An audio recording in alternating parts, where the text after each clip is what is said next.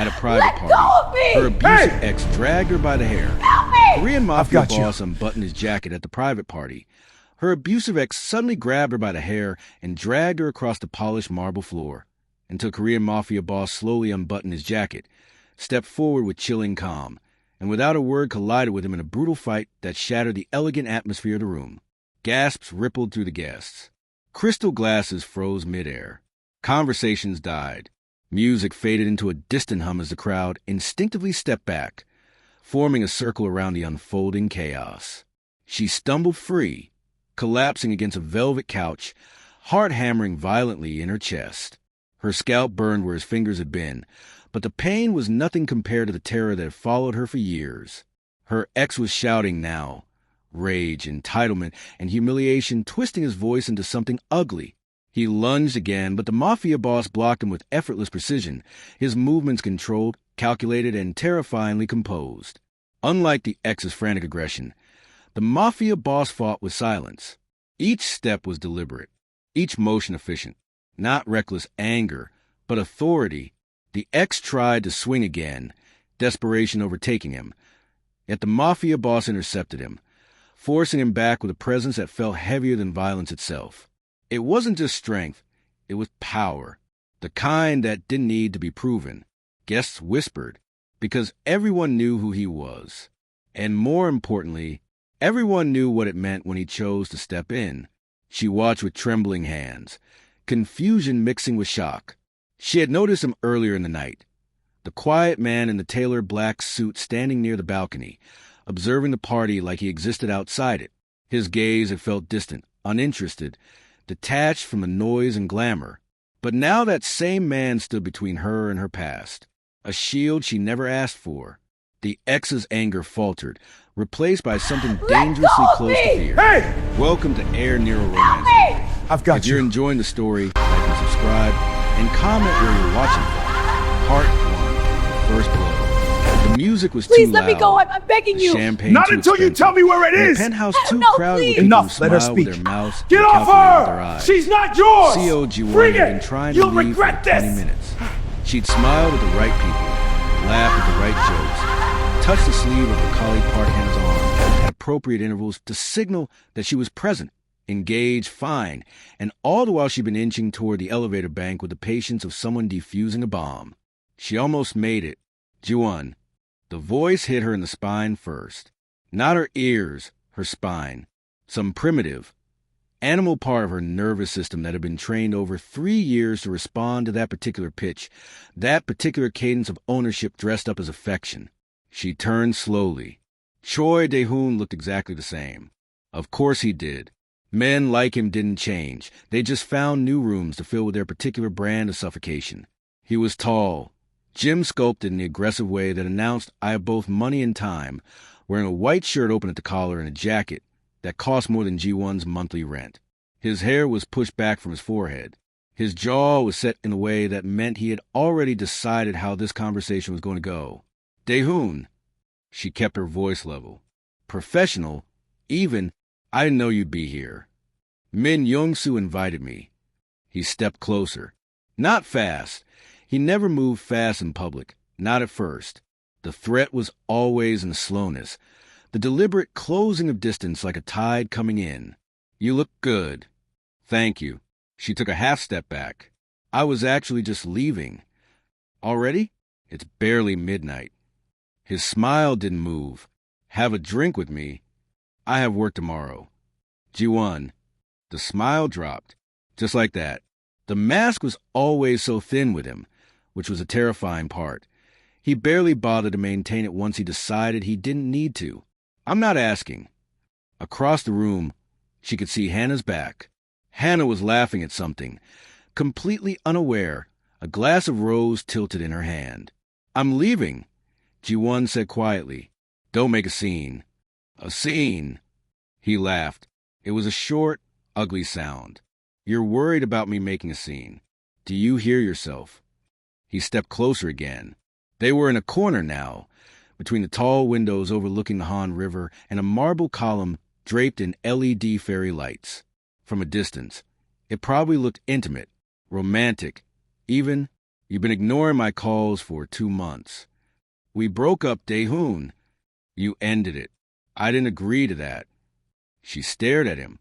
Even now, even after everything, the audacity of that sentence had the power to stun her for half a second. I didn't agree to that. As if her decision required his ratification. As if she were a contract and not a person.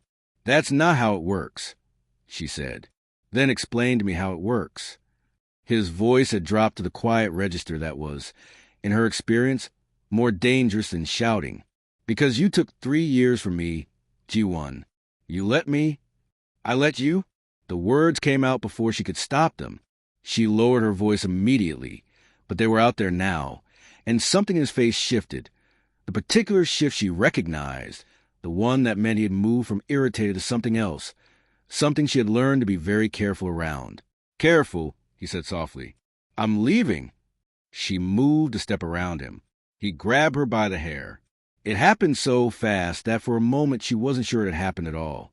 But then the pain arrived, sharp, immediate, radiating from the base of her skull where his fist had closed around her hair, and she was yanked backward, stumbling, her heel catching on the edge of the Italian marble tile, her hand shooting out to grab the column and missing.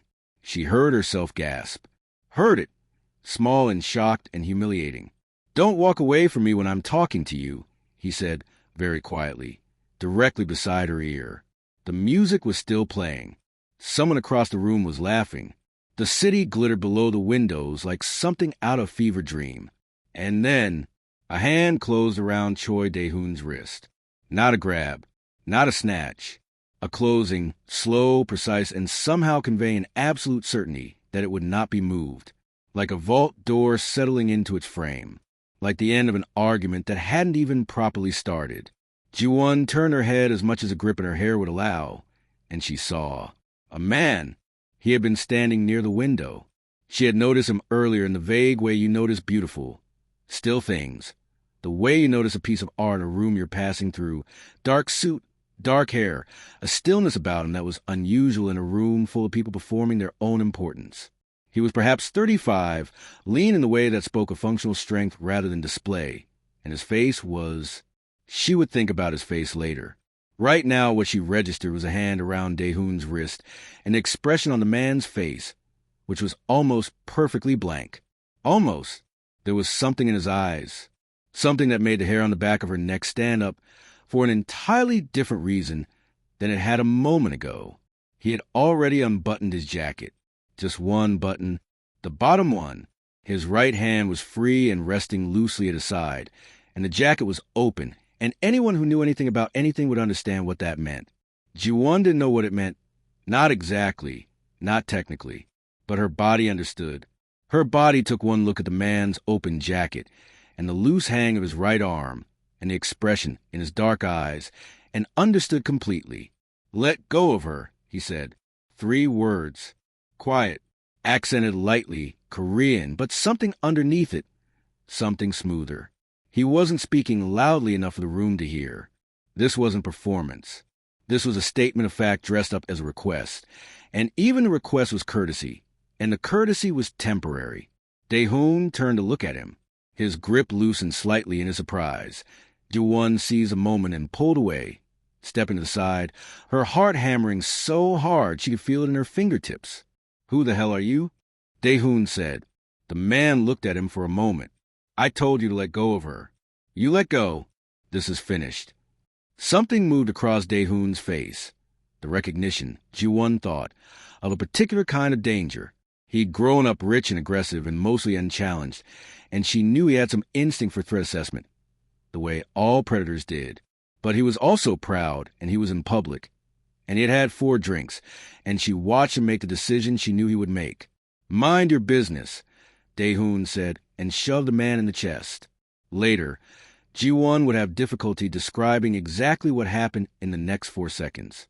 Not because it was unclear, it was actually extremely clear, crystalline, every movement precise and economical and somehow inevitable, but because it happened so fast and with such complete authority that her brain needed several replays to fully process it.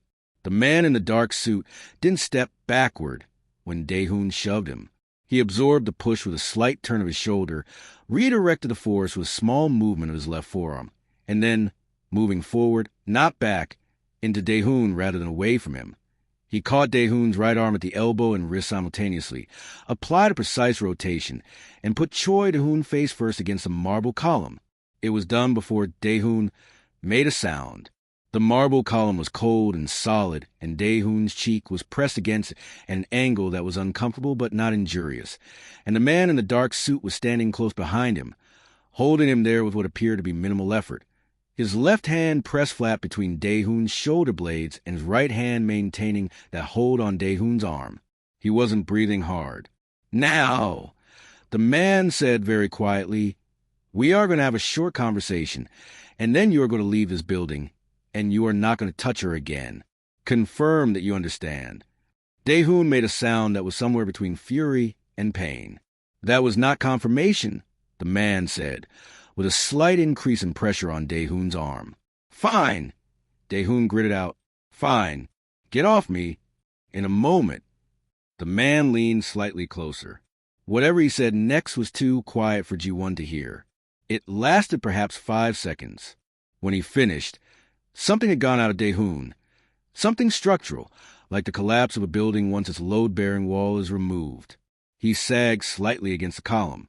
Then the man stepped back, released him, straightened his cuffs. Daehoon peeled himself off the marble, his face red, his jaw tight, his dignity in pieces. He looked at Ji-won, then at the man, then away, which was, Ji-won thought, the most telling thing. He looked away. Choi Daehoon, who in 3 years had never once backed down from her, had never once conceded anything, looked away. He walked to the elevator bank, got in, disappeared. The music continued. The party continued. Hannah was still laughing across the room.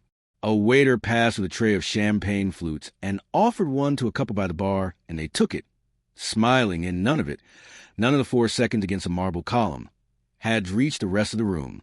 Ji-won became aware that she was shaking, just slightly, just her hands. She folded them together in front of her, pressing them still, and she breathed carefully and looked at the man in the dark suit who was standing a few feet away, watching her with an expression she couldn't read. "Are you hurt?" he asked. His voice was different now. The authority was still there, but the edge was gone.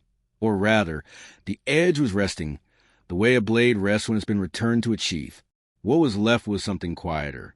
"No," she said. Her voice came out steadier than she expected. No, I'm fine." He studied her face for a moment. She had the sense that he was reading something there that she hadn't intended to broadcast. "Your neck?" he said. She touched the back of her head. It ached where Daehoon's fist had been. "It's fine," she said again. Thank you. I don't. You didn't have to do that." "No," he agreed, in a tone that suggested not doing it had not been a real option he considered. She touched the back of her head. It ached where Daehoon's fist had been. "It's fine," she said again. Thank you. I don't. You didn't have to do that." "No," he agreed, in a tone that suggested not doing it had not been a real option he considered. She looked at him properly for the first time. The fairy lights caught the angles of his face.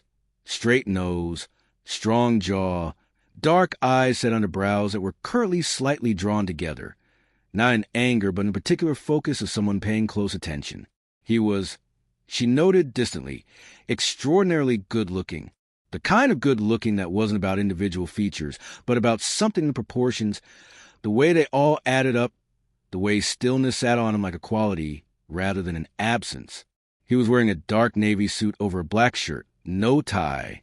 The jacket was still unbuttoned. "I should rebutton that," he said, following her gaze, and did. Something about the matter-of-factness of it made her almost want to laugh. Almost. "I'm Ji-won," she said. "Seo Ji-won." "Han Juno," he said. She knew that name. She spent a moment not knowing why she knew it, and then, "You're the Han group?" She remembered reading something. Business pages. A feature profile in a magazine she'd paged through in a dentist waiting room 6 months ago. Not entertainment conglomerate, not tech, not the usual categories. Something older.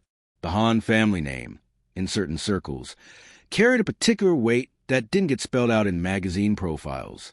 Not directly. His expression didn't change. Among other things, she repeated. A small silence. Across the room, the party continued being exactly what it was. Were you planning to leave? He asked. Yes. Then I'll walk you to the elevator. It wasn't phrased as a question, but it wasn't quite an order either. It was something in between, the offer of a courtesy that expected to be accepted. She accepted it. They walked to the elevator bank together. She noticed, with the hyper-aware attention of someone whose adrenaline had not yet fully ebbed, that people moved, subtly unconsciously, the way people move for large passing things, the way a crowd in a busy street will open a path for a certain kind of person without being asked. Han Juno walked through the room, and the room made space for him. She pressed the elevator button. They waited. He'll leave you alone now, Han Juno said. She looked at him. How do you know that? I told him the specific consequences if he doesn't. He said this simply as a statement of fact. He believed me. She thought about what Daehoon's face had looked like against that column, the thing that had gone out of it when Han Juno had spoken quietly in his ear. What did you say to him? He glanced at her sideways. The corner of his mouth moved. Not quite a smile. Something quieter. Nothing you need to know. The elevator arrived. The doors opened.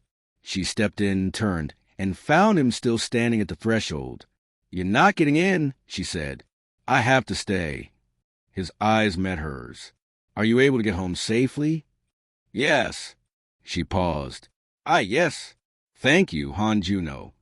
He dipped his head slightly. Good night, Co. Ji-won. The doors closed. She rode down to the lobby alone, listening to her own heartbeat slow, pressing her palms together to stop the shaking, watching her reflection in the mirrored elevator walls. Her hair was slightly disheveled. There was a small red mark on the side of her neck from the angle at which she'd been pulled. She thought about the moment he'd closed his hand around Daehoon's wrist, the absolute, unhurried certainty of it. She thought about the unbuttoned jacket. She pressed the lobby button and stared at her reflection, and didn't think about Han Juno's face at all, or the way the fairy lights had caught the line of his jaw, or the thing in his eyes that had not been anger and not been performance, and had been something else entirely. Something she didn't have a name for yet. She was very good at not thinking about things. She stepped out into the lobby, into the cold air and the city sounds and the ordinary world, and she went home. Part 2, 3 days later. The flowers arrived on a Tuesday morning. Ji-won was at her desk in the editorial office when the delivery came. A colleague named Won-jae carried them in with both arms and a bewildered expression, because the arrangement was significant, not showy, not the aggressive, look-at-me extravagance of a man who was trying to prove something. Just clean, white, unusual. Flowers she didn't have a name for, something between a lily and something else, arranged simply in a low vase. There was no note. She stared at them for a long time. From who? Won-jae asked. I don't know, she said. She thought about calling the florist. She thought about the lobby of the penthouse building, and the cold air, and the mirrored elevator. She thought about a name. She didn't call the florist. That evening, walking home from the subway station, she became aware of a car keeping pace with her on the street. Not aggressive.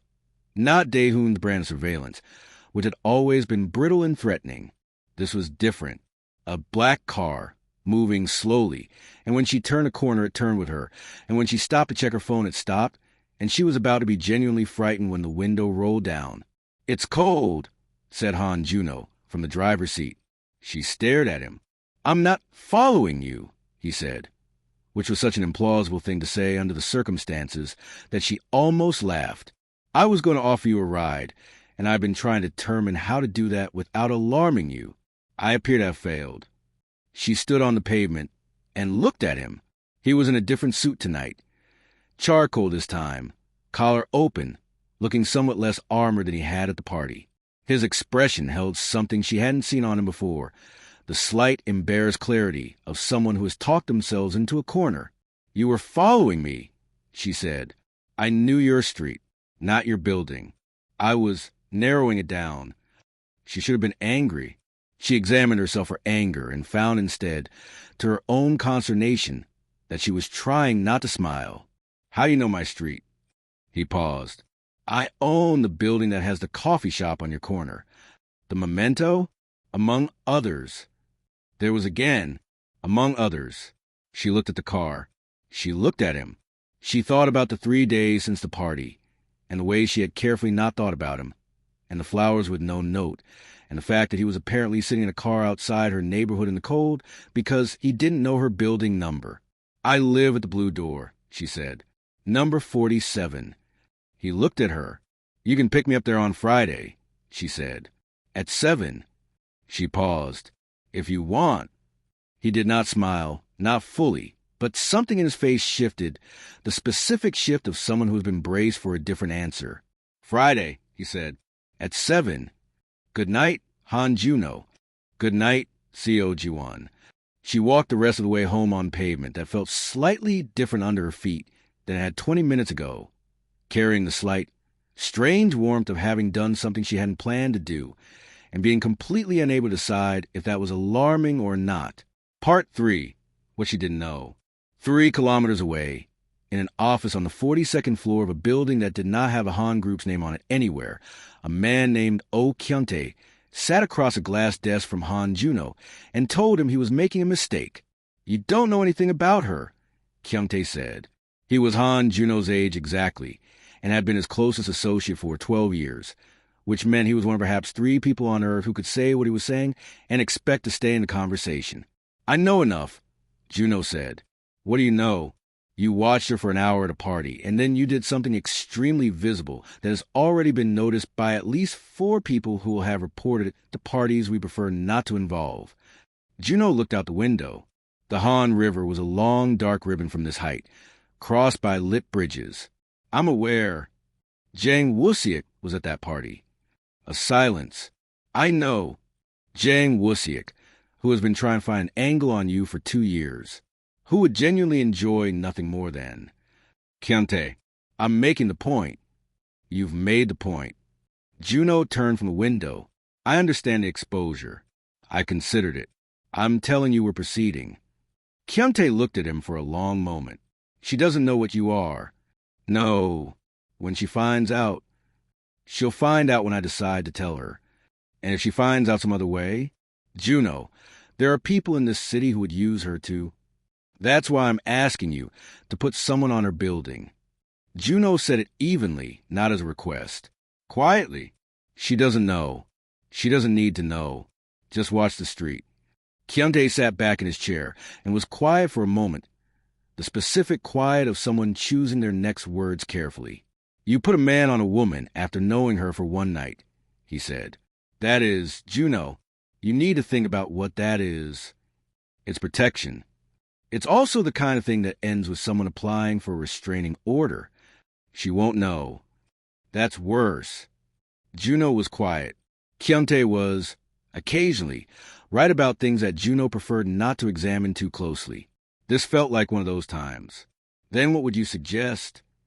"I would suggest," Kyuntae said carefully, "that if you want to see her again, you think about what you're going to tell her.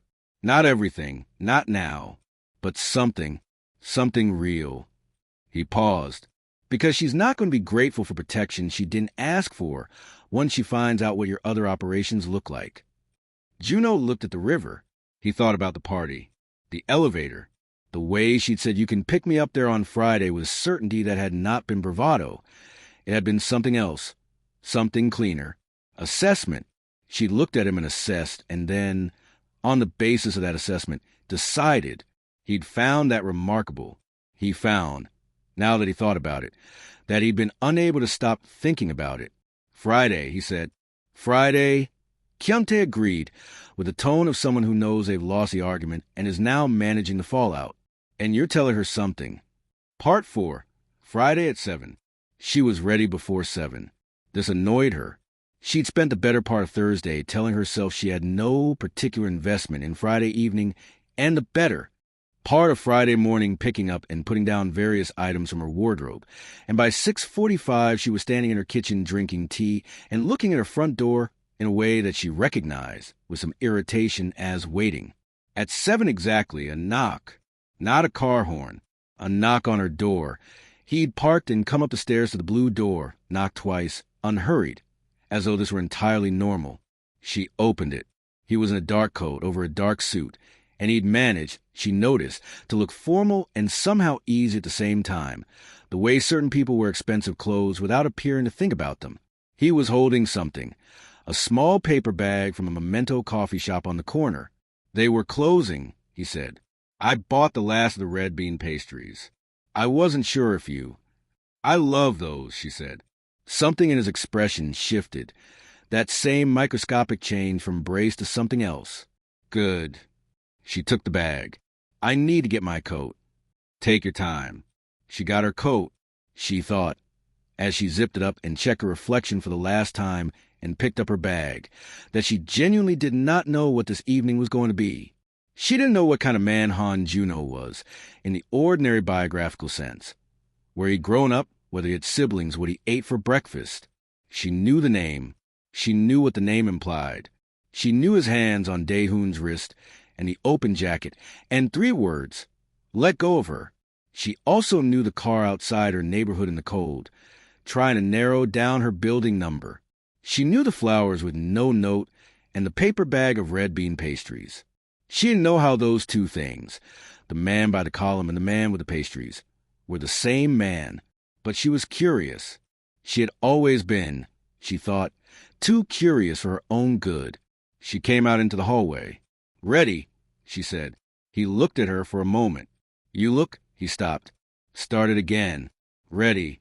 The slight awkwardness of it was so unlike his usual economy of expression that she actually smiled the full version. Before she could stop it, he opened the door for her. They went out into the night. Part 5, dinner. He took her to a restaurant she'd heard of but never been to. Not because it was expensive, though it was, but because it was the kind of place that required knowing someone in G1 social landscape, populated with journalists and editors and the occasional moderately successful creative, didn't typically overlap with places that required knowing someone. The maitre d' saw Han Juno from across the room and came to them immediately with a quality of attention that is not servility but recognition, the acknowledgement of a person who is known and whose presence has weight. They were given a table in a corner that allowed visibility of the room, without being particularly visible themselves. Ji-won noted this. She also noted that he held her chair, and that this did not feel performative but automatic, the kind of courtesy that comes from genuine habit rather than display. Do you come here often? She said. He glanced at her. When I'm in this part of the city. Which part of the city are you usually in? Varies. He picked up the menu, looked at it briefly, set it down. The Han Group has offices in Mapo, Gangnam, and Yongsan. I spend time in all of them. Among others, she said. He looked at her steadily. The corner of his mouth moved. You remember that. I remember everything. She set down her own menu. You said it twice, among other things. When I asked if you were the Han Group, and when you said you owned the building with the coffee shop, it struck me as interesting. Why interesting? Because it's the kind of thing you say when you're choosing not to explain something fully. When there's more to say and you've decided for now not to say it. He was quiet for a moment. His eyes were very dark in the low light of the restaurant, and he was watching her with that quality of attention she'd noticed at the party. Not invasive, not performative, just focused, like a point of light narrowed to its sharpest. You're perceptive, he said. I'm an editor. I read between lines for a living. What do you edit? Long-form journalism. Investigative features, mostly. I work at Habian, do you know it? I read it. Then you know we're not particularly. We cover some industries that prefer not to be covered. He smiled at that, properly, this time briefly, something that rearranged his face into something warmer. Is that a warning? It's information, she said. The same way you gave me information, twice, with among other things. He looked at her for a moment longer. Then he picked up his menu again, and there was something considered in the gesture, something that suggested he was making a decision, turning it over, examining it from several angles. My father built the Han Group from a trading company in the 1980s, he said. Legitimate, very successful. He had other interests as well. By the time I inherited the business, those other interests were significant. He set the menu down. I run both sides, legally and otherwise. She looked at him across the table. The room continued around them, soft music and low voices and the sound of crystal and plate. How otherwise, she said, significantly otherwise. She absorbed this. It was not, she thought, a complete surprise. The name, the weight of the room moving around him, the whisper at the party about what would happen if Dae-hoon didn't comply. She'd known there was something underneath. She was a journalist by trade and an editor by profession, and she did not, as a rule, tell herself comfortable stories about ambiguous data. Are you telling me this because you think I already know, or because you decided I should? She asked. He considered this with the seriousness it deserved. Both, he said after a moment. And because someone told me I should tell you something real. Someone who works for you? Someone who knows me well enough to know when I'm about to make things unnecessarily complicated.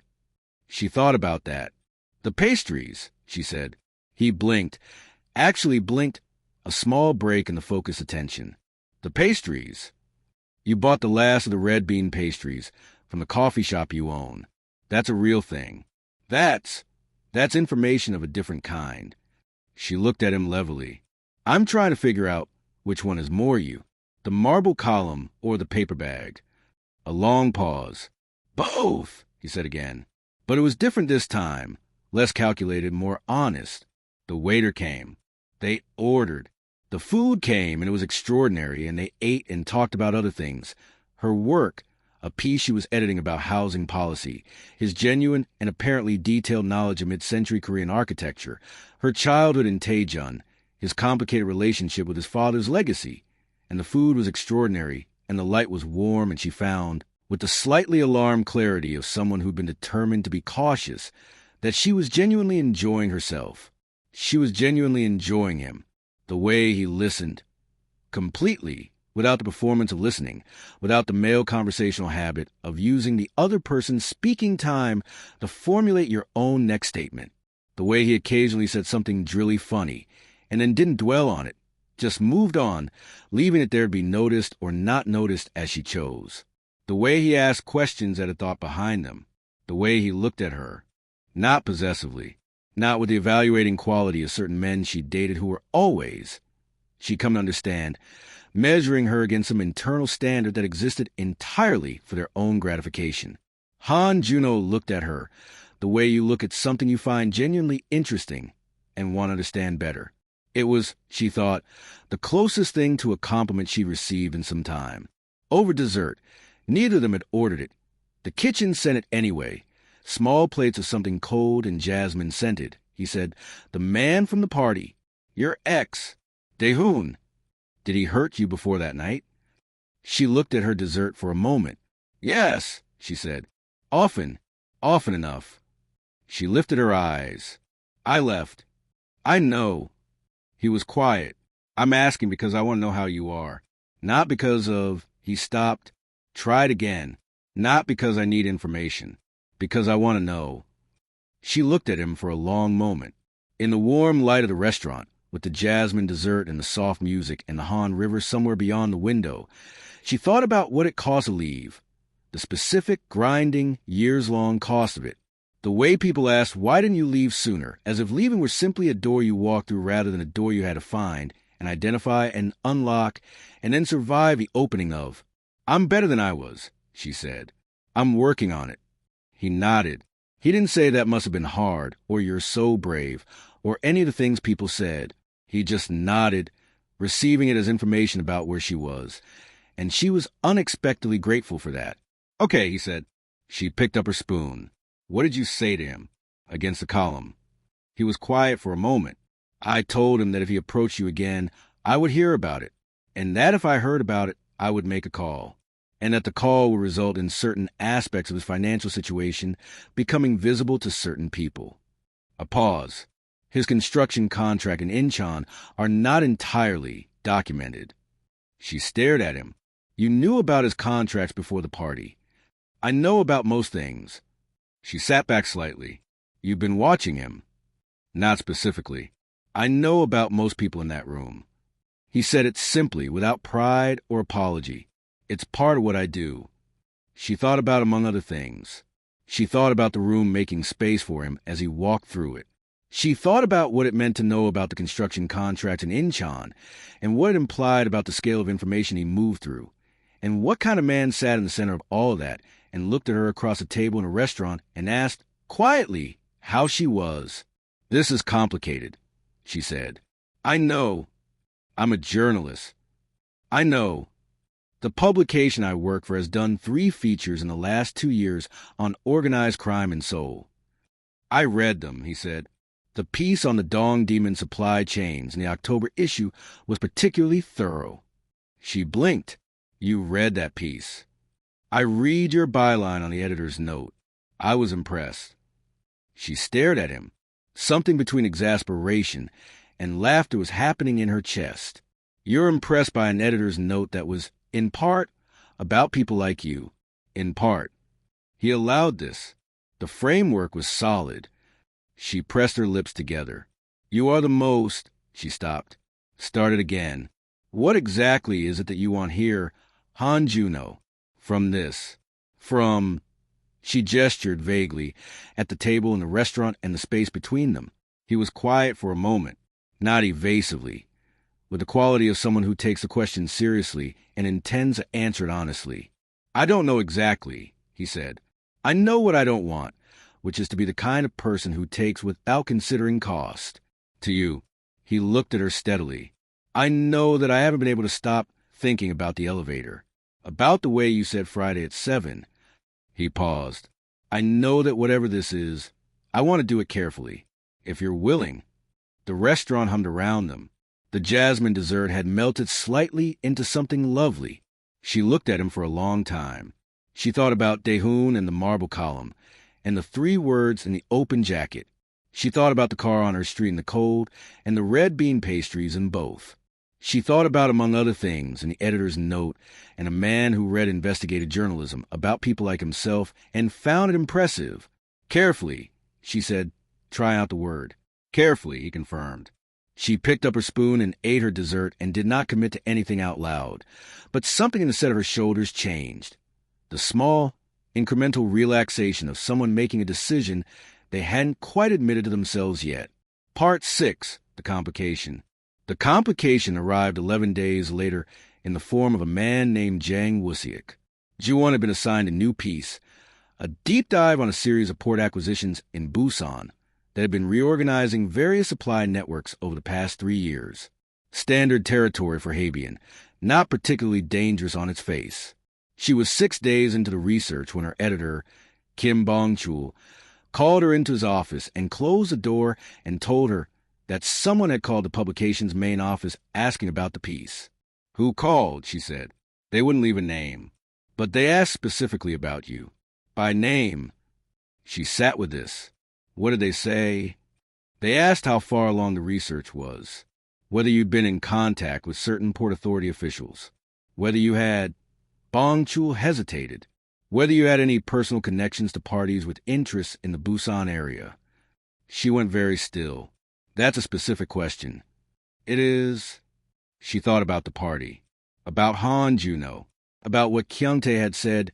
She didn't know Kyungtae, had never heard of him, but she would piece this together later, about the people who had noticed what happened at the party. "I'll look into it," she said. Ji-won. Bong-chul looked at her with the particular expression of an editor who knows more than he's saying and is deciding how much to say. "Be careful." She walked back to her desk and sat down and looked at her screen and thought very carefully about what she was going to do. She thought about calling Han Juno. She had his number. He'd put it in her phone at the end of Friday's dinner with the economy and directness of someone who doesn't make gestures he doesn't mean. She'd looked at it several times over the past 11 days. Twice she'd started typing. Both times she'd stopped. She wasn't going to call him because she was scared. She was going to call him because he had information. He'd said so himself. "I know about most things."